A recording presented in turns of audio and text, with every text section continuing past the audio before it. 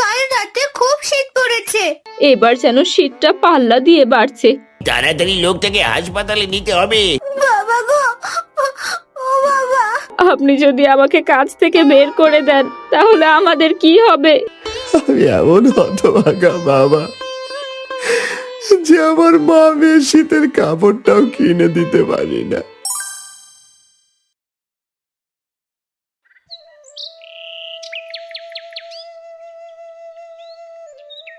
মা, খিদের যন্ত্রণা যে আর সহ্য হচ্ছে না।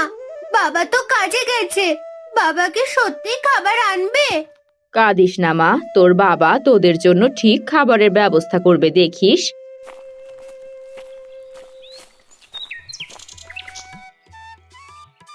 গিন্নি, ও গিন্নি, কই গো তুমি? কি হয়েছে? এমন করে ডাকছো কেন?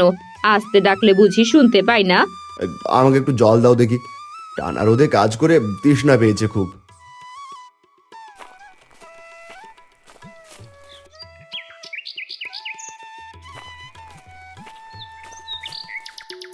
এই নাও জল।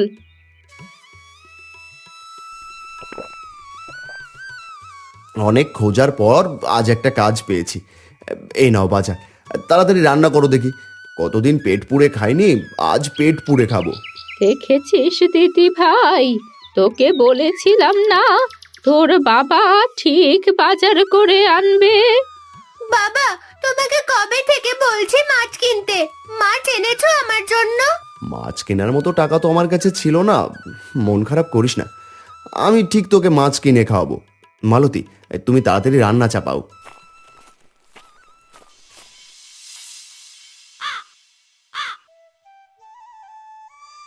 ওগো, শীত তো চলে এসেছে, ছেলে মেয়েদের শীতের কোনো কাপড় নেই, তার উপর আমাদের ভাঙা বাড়িটা। তোমাকে কতবার বললাম ঘরটা সারাতে, তুমি তো আমার কোনো কথাই শোনো না। গিন্নি, ঘরটা সারাতে অনেক টাকা দরকার। এত টাকা কোথায় পাবো আমি? এবারের ঘূর্ণিঝড়ে ঘরটা আরো অনেক ভেঙে গেছে। ওগো, তোমাকে বলেছিলাম জমিদার বাবুর সাথে কথা বলতে, যাতে তোমাকে কিছু খেজুর গাছ দেয় কাটার জন্য, বাড়তি কিছু টাকাও পেতে। তুমি কথা বলেছিলে কি? বলেছিলাম গিন্নি, জমিদার বাবুকে অনেক অনুরোধ করার পরেও উনি আমাকে পূব মাঠের 15টা গাছ দিয়েছে, কিন্তু উনি বলেছেন গুড়ের অর্ধেক ভাগ দিতে হবে। অর্ধেক ভাগ? তাহলে আমাদের কি থাকবে গো? যাই হোক, উনি যে গাছ দিতে রাজি হয়েছেন এটাই অনেক। আমার রান্না শেষ, খেতে আসো। তিন্নি মা, খেতে আয়। আসছি গো মা।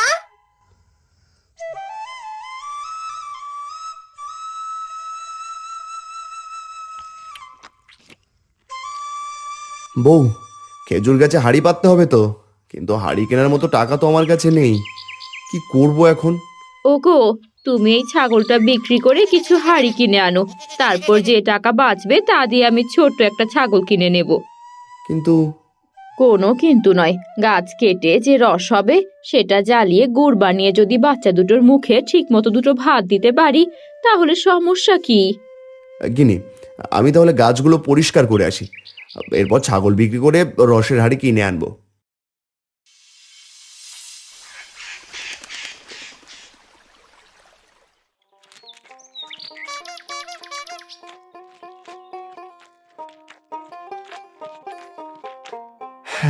এবার বাড়ি ফিরি, এরপর আবার আমাকে বাজার যেতে হবে, না হলে হাটের বেলা শেষ হয়ে যাবে।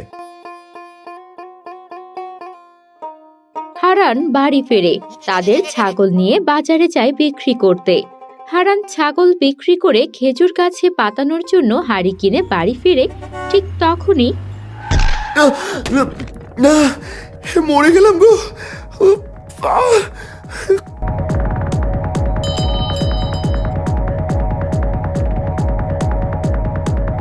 হাই হাই, তাড়াতাড়ি লোকটাকে হাসপাতালে নিতে হবে, এই না হলে যে আর বাঁচানো যাবে না। এই লোকটাকে কেউ আমার গাড়িতে তুলে দাও, এই তাড়াতাড়ি কবিরাজের কাছে নিয়ে যেতে হবে।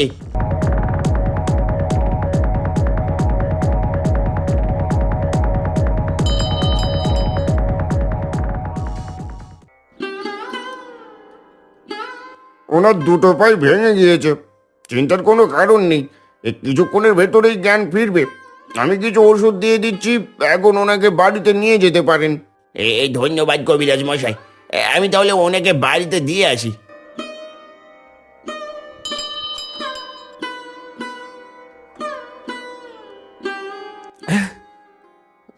আমি কোথায়? পা নাড়াতে পারছি না কেন? ও, এটা তো ঠেলা গাড়ি। উফ, পায়ে কি ব্যথা!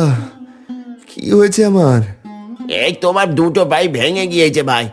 এই তুমি কিছুদিন হাঁটা চলা করতে পারবে না। এই ঠিক মতো ওষুধ খেলে তুমি আস্তে আস্তে সেরে উঠবে।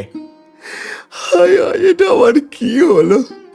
আমার বউ বাচ্চারা যে সবেবার না খেতে পেরে মারা যাবে। হে বিধাতা, তুমি কেন করলে আমার সাথে এমন? ওগো, তোমার হয়েছে কি? তুমি উঠতে কেন পারছো না? আসলে ভাবি ভাই রাস্তায় আসার সময় একটা গাড়ির সাথে ধাক্কা খেয়েছে। এই তারপর উনার পা ভেঙে গিয়েছে। এই কবিরাজ বলেছে ওষুধ খাওয়ালে তাড়াতাড়ি সুস্থ হয়ে যাবে। হে বিধাতা, তুমি কেন এমন করলে? তুমি তো সবই জানো। এখন কি হবে? বাবা গো, ও বাবা, তোমার পা ভালো হবে তো? আমাদের এত কষ্ট কেন গো বাবা? কাঁদবেন না ভাবি, কাঁদবেন না। মারে কাঁদিস না। ভাইকে একটু ধরেন দুজনে মিলে, এই ঘরে নেওয়ার ব্যবস্থা করি।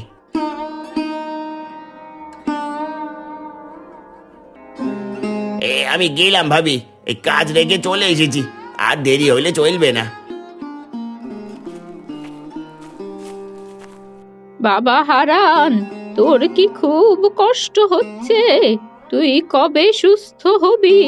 এমনিতেই এত কষ্টের সংসার, তার মধ্যে তোর কি হয়ে গেল বাবা? বাবা, তুমি কবে সুস্থ হবে? তবে কি তুমি আর খেজুর গাছ কাটবে না? কত আশা করেছিলাম রসগোল খাবো। জানি না মা তিন্নি, আমি কবে সুস্থ হব। তবে আমি সুস্থ হয়ে ঠিক গাছ কাটবো। দিদি ভাই, চুপ কর। দেখছিস না তোর বাবা কত আঘাত পেয়েছে? মা, আমার মেয়েটাকে কিছু বলো না। ও ছোট, ওর বায়নাতেই যে আমি খুশি হই।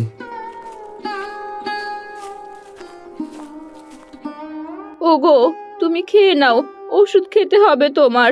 কেনে, আমি খাবো না। আমার খাবারটুকু মা আর তিনের জন্য রেখে দাও, ওরা পরে খাবে।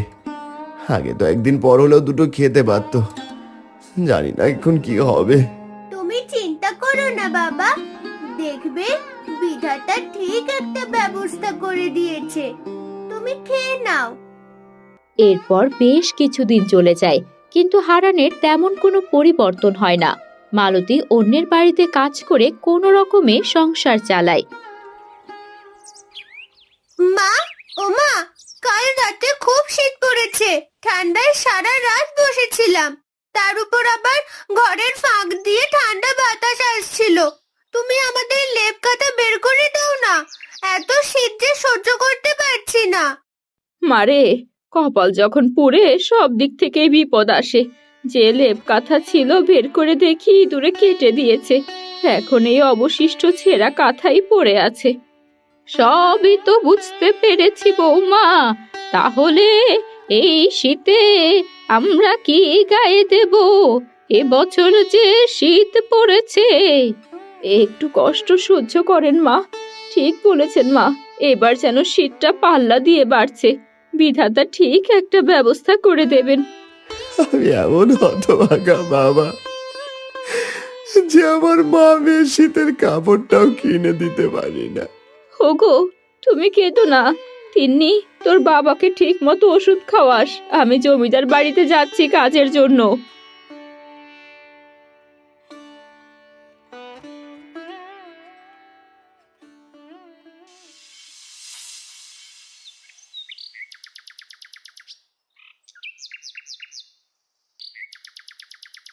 কি হয়েছে মালতী, আজ এত দেরি? এমন করলে কাজে আসতে হবে না তোমায়। হারান এখানে অনেকদিন কাজ করেছিল বলে চেনা জানা হিসেবে তোমায় নিয়েছি। জমিদার বাবু, বাড়ির সমস্ত কাজ গুছিয়ে আসতে একটু দেরি হয়ে গিয়েছে। তুমি প্রতিদিনই অজুহাত দাও। তাড়াতাড়ি কাজ করো গিয়ে, আর একদিন দেরি হলে কাজ থেকে বাদ দিয়ে দেবো। আমি আর কখনো দেরি করে আসবো না। দয়া করে আপনি আমাকে কাজ থেকে বাদ দিবেন না। তাহলে যে অসুস্থ স্বামী সন্তান নিয়ে না খেয়ে মরতে হবে। হয়েছে, এবার যাও তো আমার সামনে থেকে। আজ খুব ঠান্ডা পড়েছে। মালতী, বাবার শীতের কাপড়টা নিয়ে আসো। এই নিন জমিদার বাবু।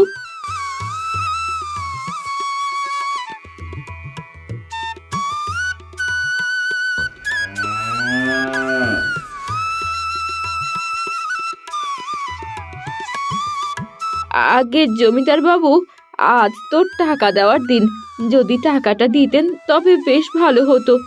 ও, আজ তো তোকে টাকা দিতে হবে।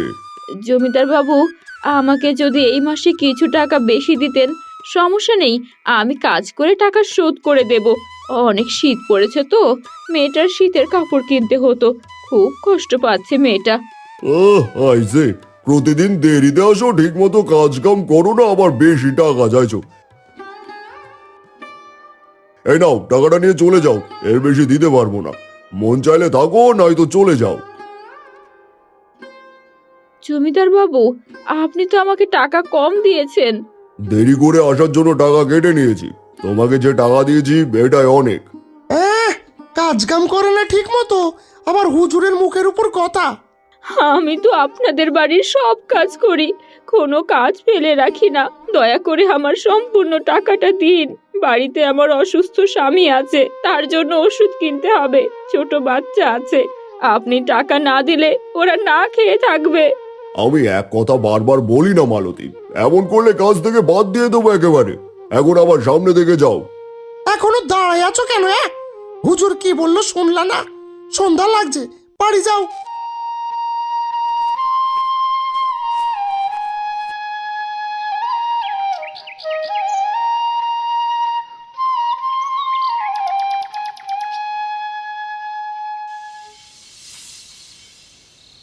আমরা গরিব, তাই তো সবাই আমাদের ঠকায়। জমিদার বাবুর কাছেও কিছু বাড়তি টাকা চাইলাম, দূর দূর করে তাড়িয়ে দিল। কেঁদো না গিন্নি, জানি না কবে হাঁটতে পারবো, তোমাদের কষ্ট যা দেখতে পাচ্ছি না। এ কি, তুমি তো শীতে কাঁপছো, জ্বর এসেছে নাকি? দেখি তো। আরে না, খুব ঠান্ডা পড়েছে তো, তাই ঘরের পাকা দিয়ে বাতাস আসছে।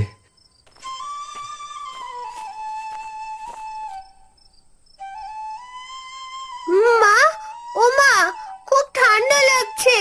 এত ঠান্ডা সহ্য করতে পারছি না। আজ রাত কেমন করে ঘুমাবো? আজ রাতটা কষ্ট কর দিদি ভাই, কাল আমি ছেঁড়া কাপড় দিয়ে তোকে কাঁথা বানিয়ে দেব। এখন তো অনেক রাত হয়ে গেছে।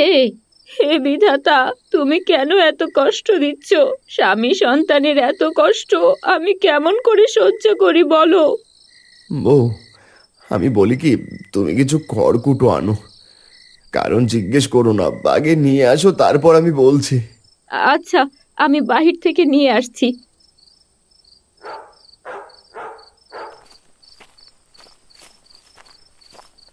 খড়কুটো দিয়ে কি করবে গো বাবা? আর তোর মা নিয়ে আসুক আগে।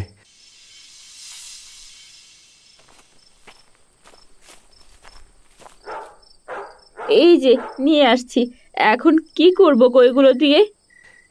এবার এখানে আগুন দাও, দেখবে শীত কমে যাবে, তেমন শীত করবে না আর। ঘরে আগুন ধরে যাবে তো বাবা, তোর কি মাথা খারাপ হয়ে গিয়েছে নাকি?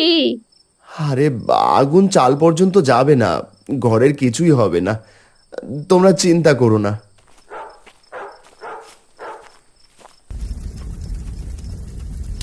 মা, তুমি আর তিন্নি আগুনের পাশে বসো। গিন্নি, তুমি আমাকে ধরে একটু আগুনের ধারে বসিয়ে দাও তো। বাবা, গায়ে আগুন লাগবে না তো? আমার কিন্তু ভয় করছে। কিছুই হবে না, আমরা ছোটবেলায় শীতে সবাই মিলে আগুনের ধারে বসে থাকতাম, কত গল্প করেছি সবাই মিলে। তুই ঠিক বলেছিস বৌমা, ছেলেটাকে এখানে বসিয়ে দাও।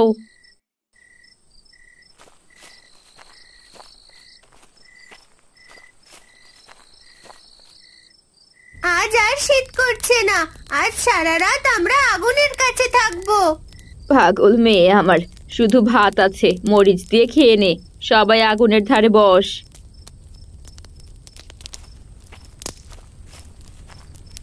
শীত কমানোর জন্য আগুনের কাছে বসে থাকে হারান, মালতী, তিন্নি ও হারানের মা। আগুনের কাছে বসে থাকতে থাকতে এক সময় তারা আগুনের কাছেই ঘুমিয়ে পড়ে। দেখো গো মালতী, ওরা আগুনের কাছে ঘুমিয়ে পড়েছে গরম পেয়ে। না জানি শীতে কষ্ট করে কত রাত ঘুমায়নি। তুমি ভালো বুদ্ধি দিয়েছ, ওরা সারা রাত একটু শান্তিতে ঘুমোতে পারবে। আমি সারা রাত আগুন জ্বালিয়ে রাখবো, যাতে নিভে না যায়। তুমি ঘুমাবে না? সারাদিন কষ্ট করো, ওদের পাশে ঘুমাও দেখি একটু। না গো, ও যে আজ শান্তিতে ঘুমাচ্ছে, ওদের শান্তির ঘুম কেমন করে নষ্ট করি বলো? তুমিও ঘুমাও। কিন্তু কোনো কিন্তু নয়, আসো, তোমায় ধরে শুইয়ে দিচ্ছি।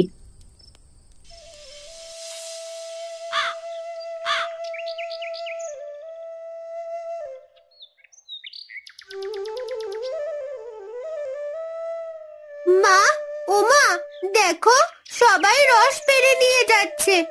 এবছর রস খাইনি, খুব রস খেতে ইচ্ছা করছে। মা, আমরা গরিব মানুষ রে, তোর বাবারের শরীর খারাপ, কাজ করতে পারে না। কাল জমিদার বাবু যে টাকা দিয়েছে, তাই দিয়ে তোর বাবা ওষুধ আর অল্প কিছু বাজার করতে হবে। রস কেনার মতো টাকা যে আমার কাছে নেই। ঠিক আছে মা, তোমাকে রস কিনে দিতে হবে না, আমি আর রস খেতে চাইবো না।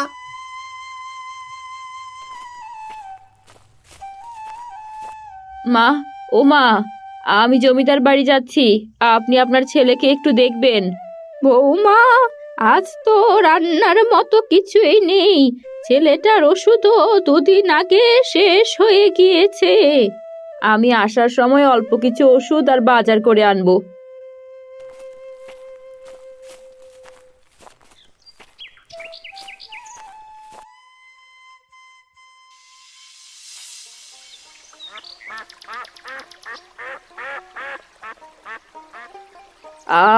আজও দেরি হয়ে গেল, সব গোছাতে গোছাতে দেরিই হয়ে যায়। না জানি জমিদার বাবু আজ কি বলেন। যাই, পা চালিয়ে যাই।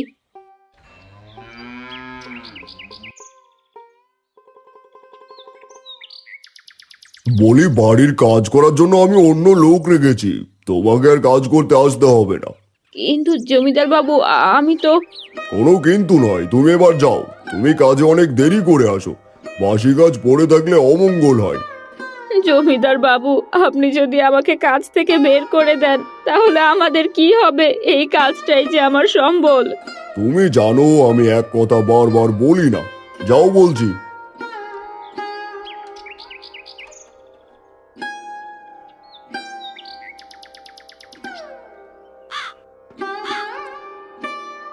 ওগো, আজ একেবারে বেরি করে দিল জমিদার বাবু। অন্য আরেকজন কাজের লোক রেখেছে, আমি নাকি প্রতিদিন বড্ড দেরি করি।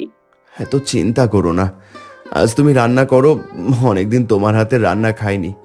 আমি তাহলে বাজার করে আনি, তোমার ওষুধও কিনতে হবে। আমার ওষুধ লাগবে না গিন্নি, তুমি বাজার করে আনো সেই টাকা দিয়ে। আমি জানি তোমার ওষুধ লাগবে কি লাগবে না। আয় রে মা তিন্নি, তোকে নিয়ে বাজারে যাই। হ্যাঁ মা, যাচ্ছি। মালতী তিন্নিকে সাথে নিয়ে বাজারে যায়। বাজার আর ওষুধ কিনে তারা বাড়ি ফেরে।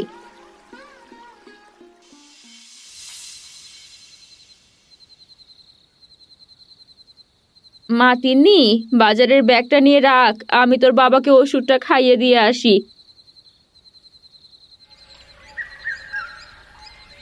আজও আগুন জ্বালিয়ে দাও মা, তাহলে একটু শান্তিতে ঘুমাতে পারবো।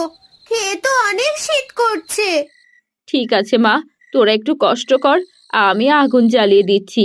এটা বলে মালতী ঘরের ভেতরে আগুন জ্বালায়। এরপর আগুনের কাছে হারানকে ধরে বসিয়ে দেয়।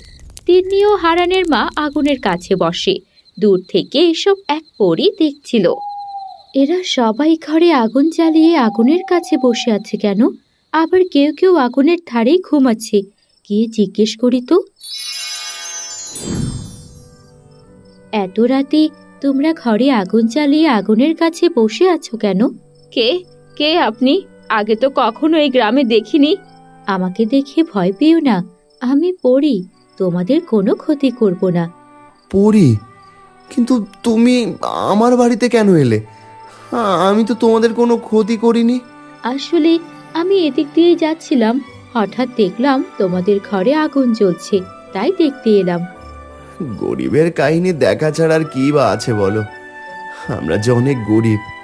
একদিকে আমার পাটা ভেঙে বসে আছি, কাজ করতে পারি না কোনো। শীতে কাপড় কাঁথা কেনার টাকাও নেই, ঠিক মতো খেতেও পারি না। তাই তো এমন করে আগুন জ্বালিয়ে শীতের রাত কাটাচ্ছি। তোমাদের কষ্টের কথা শুনে আমারই ভারী খারাপ লাগছে। এই শীতের সময় তোমরা অনেক কষ্ট করেছো। আমি তোমার পা ঠিক করে দিচ্ছি, দাঁড়াও।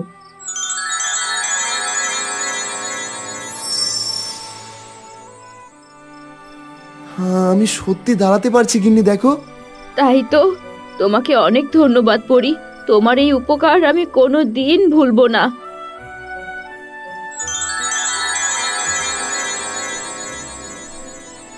এই সোনার মোহরগুলো তোমরা রাখো, তোমাদের সব দুঃখ চলে যাবে।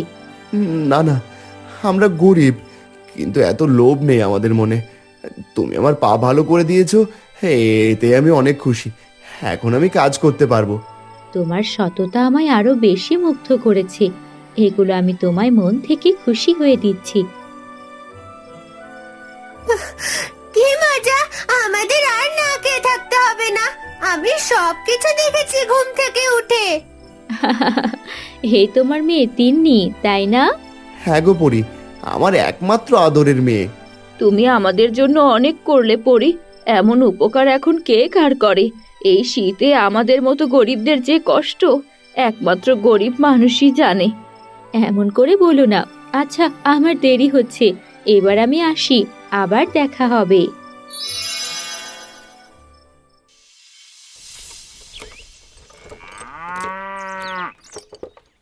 এবার শীতে আমাদের আর কষ্ট হবে না বাবা। তুই এই সোনা বিক্রি করে অন্যান্য গরিবদেরকেও দিতে পারবি, যাতে তারা শীতে কষ্ট না পায়। তাই হবে মা, আমি কালেই সোনার মোহর বিক্রি করে কম বেশি সাহায্য করব সবাইকে। আর বাবা, আমি যে খেজুর রসের রস পিঠা খেতে চেয়েছিলাম, সেটা খাওয়াবে না? আমি ভুলিনি মা, এখনই তোর জন্য সকালে টাটকা রস আনতে যাচ্ছি। শুধু মেয়ের কথাই শোনো, আমার বুঝি কিছু খেতে মন চায় না? হ্যাঁ গো মালতী, তোমাদের নিয়েই যে আমার এই সংসার।